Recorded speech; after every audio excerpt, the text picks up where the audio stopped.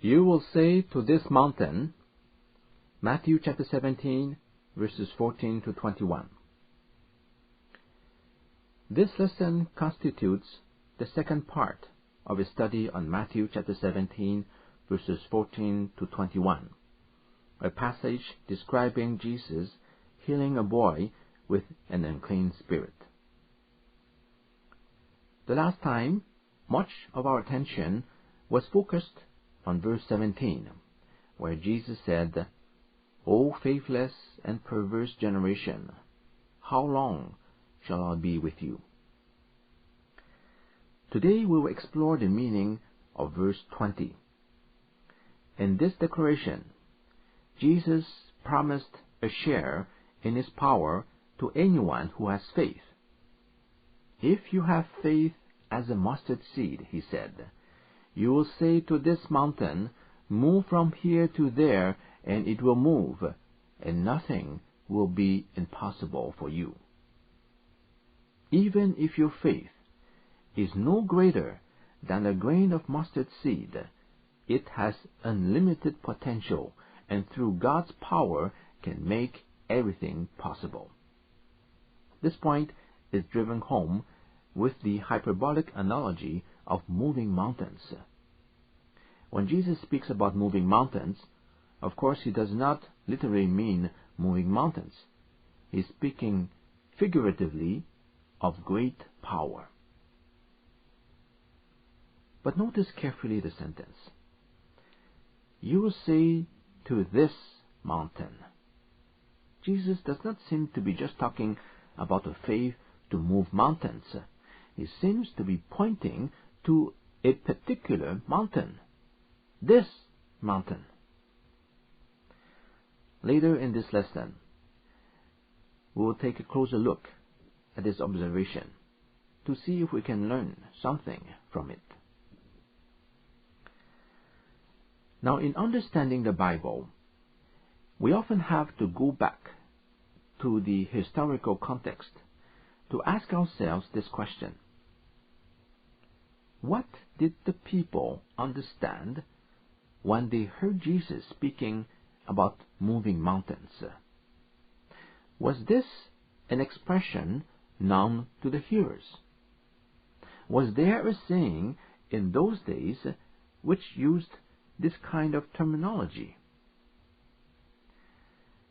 Well, in this particular case, we find in the Jewish literature, in the Talmud, a similar expression. It is not exactly the same, but it is quite similar. The Jews used to call their greatest teachers by the expression removers of mountains. They would say, for example, that there was not in their days such a rooter up of mountains as this teacher. He was so skilled that he could root up mountains. The expression was used to highlight the fact that the teacher had a profound insight into weighty or mountainous problems. Nobody could deal with those difficult problems, but this man could handle them. He was able to move these mountains as though they were small things. We all had this kind of experience. One day, you wrestle with a particular issue, and it feels like you're facing a big mountain because you don't know how to handle it. You just can't move it out of your way. Every time you think about it, you find that you can't cope with it. And then you meet a very wise person. He understands your problem. He is able to help you. As he guides you, the problem you thought was so difficult suddenly becomes manageable. The obstacle, the mountain, has been removed. Rabbi Bar Nachmani was a person like that. He was called a rooter up of mountains in the Talmud because he was exceedingly acute in subtle disputations, as it is written. He had piercing judgment. The problems that people found unsurmountable, this great rabbi could see right through it. So this expression was applied to people who had deep spiritual insight. The connection of this to the Lord's teaching is quite plain.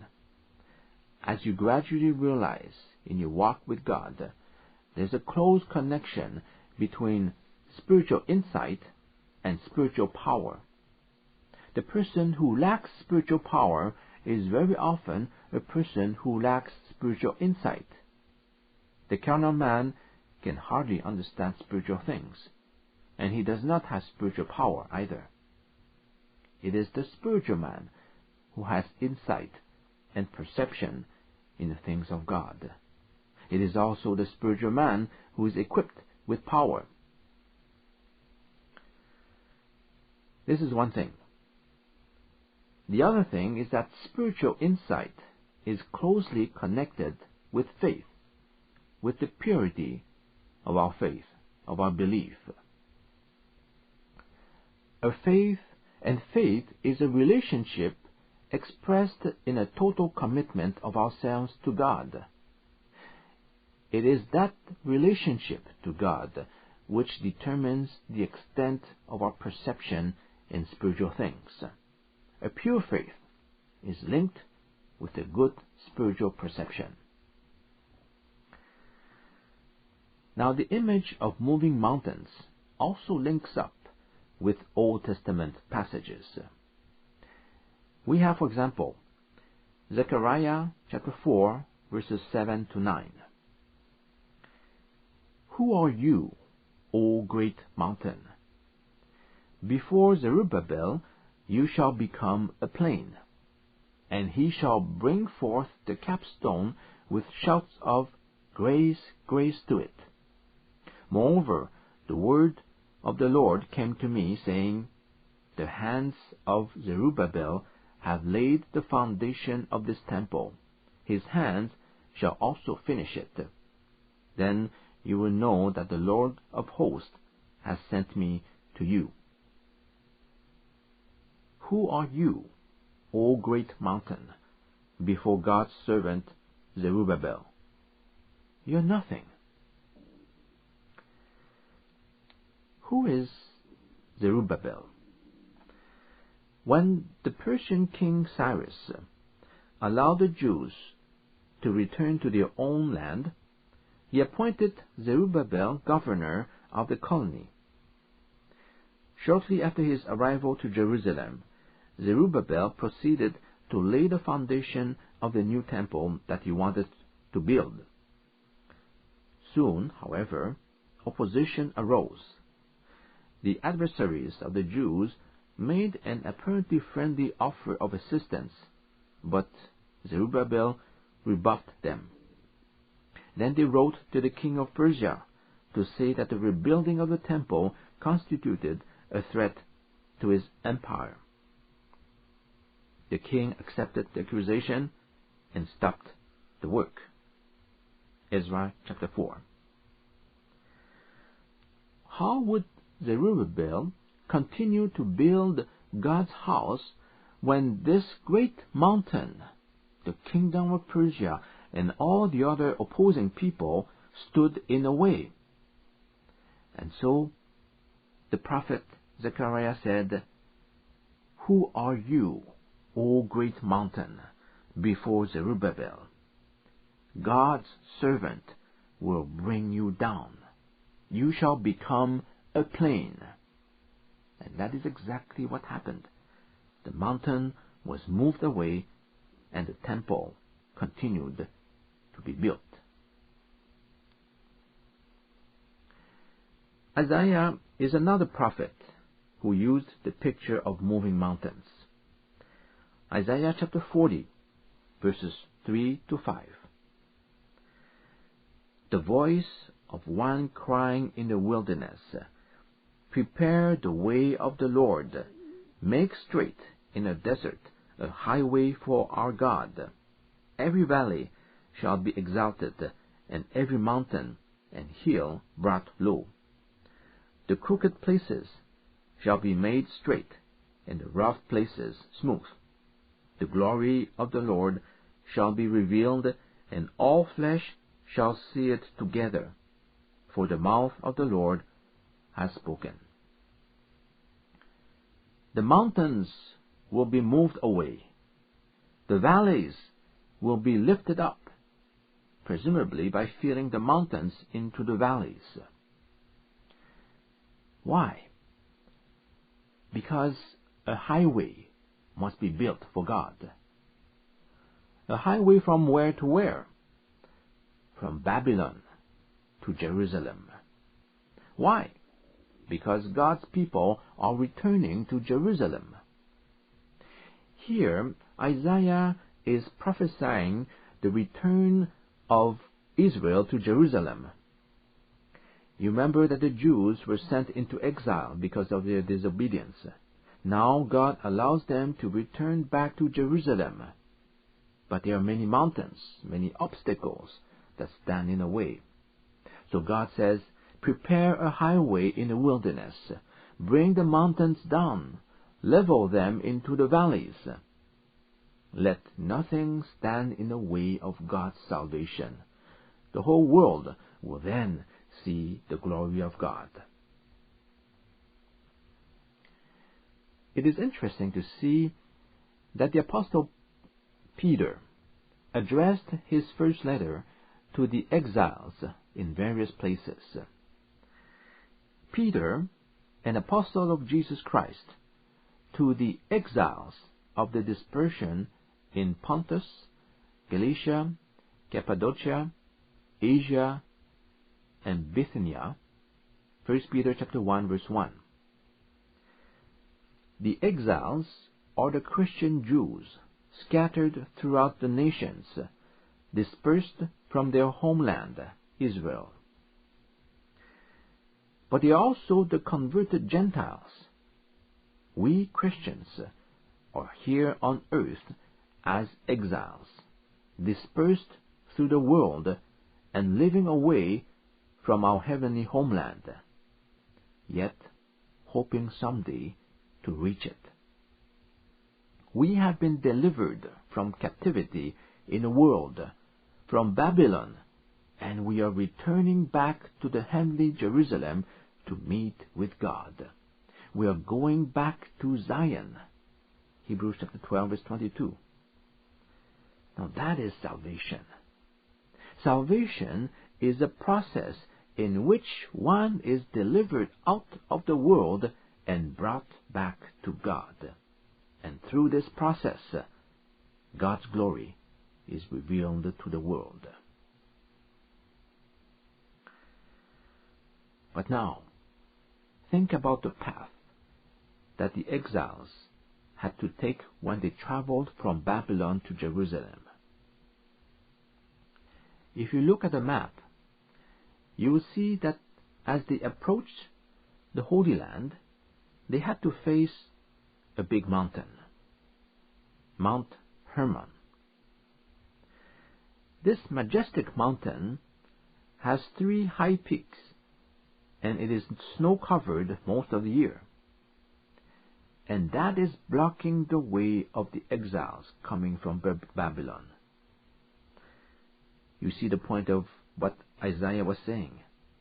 Make a highway for God and His people. Bring down the mountains so that the way is clear and smooth for the returning exiles. Notice that not only God's people are returning along this highway of salvation, but God Himself is also returning. Isaiah chapter 40 verses 9 and 10 talks about the return of God to Jerusalem. O Zion, you who bring good tidings, get up into the high mountain. O Jerusalem, you who bring good tidings, lift up your voice with strength. Lift it up. Be not afraid. Say to the cities of Judah, behold your God. Behold, the Lord God shall come with a strong hand, and his arm shall rule for him.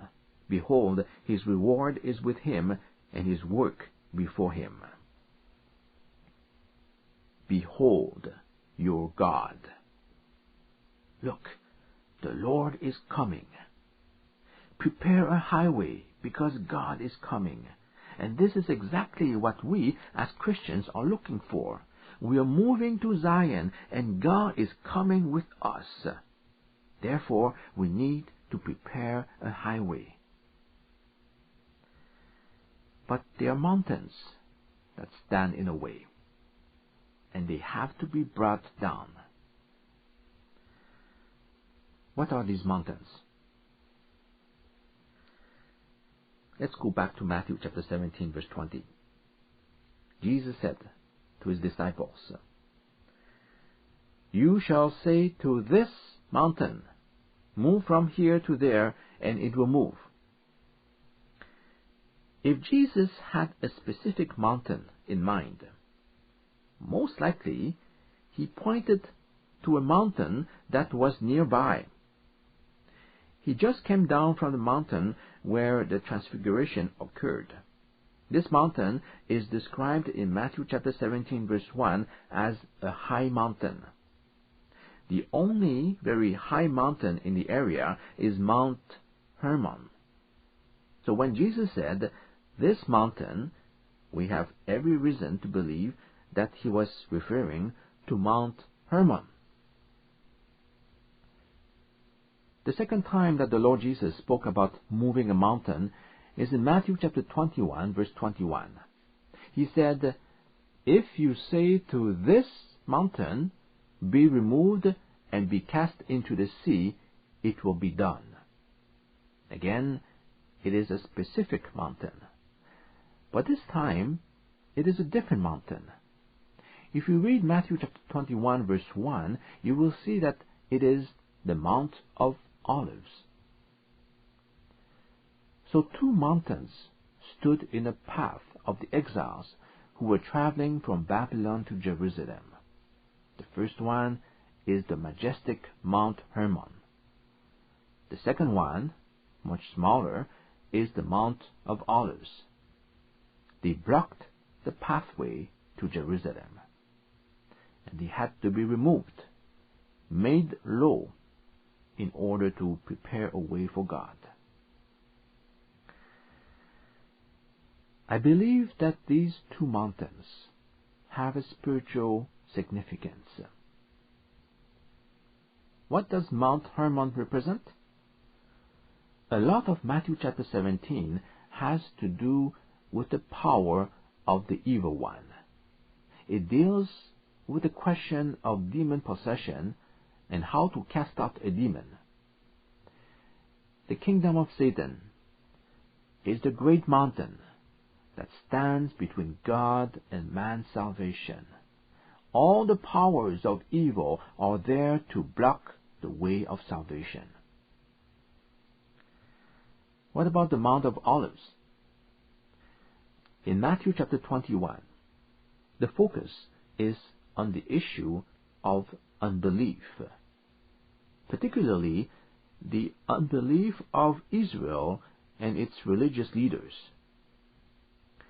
You can see that in the parable of the barren fig tree, in the parable of the two sons, and in the parable of the wine growers. All that in Matthew chapter 21. So the second mountain is the mountain of unbelief. These are the two spiritual mountains, the mountain of evil and the mountain of unbelief. They are the main obstacles between God and man's salvation, and they must be brought down. Who is going to do it? The people of God are being called to prepare the highway of salvation for mankind. How are we going to do it? By faith. By a pure and undivided faith, which is able to draw on the unlimited power of God. Now, I emphasize the words a pure and undivided faith, because that is the kind of faith that can move mountains. I'd like to discuss this point more fully. Let's turn to the parallel passage in Mark. Mark chapter 9, verses 22 to 24. Here the father of the demon-possessed boy said to Jesus in verse 22, "It has often cast him into the fire and into the water to destroy him. But if you are able to do anything, have pity on us and help us." Jesus said to him, "If you are able, all things can be done for the one who believes." Immediately, the father of the child cried out, "I believe, help my unbelief." It seems that you come to me without real confidence, Jesus answered. You say, "If I am able to do anything." Well, the question is not whether I can do anything. The question is whether you can believe. So Jesus put the ball squarely into the father's court. And notice his curious reply in verse 24. "I believe, help my unbelief."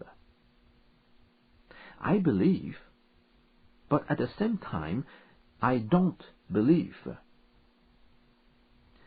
"I do believe," the father said, but he recognized that his faith was far from being perfect.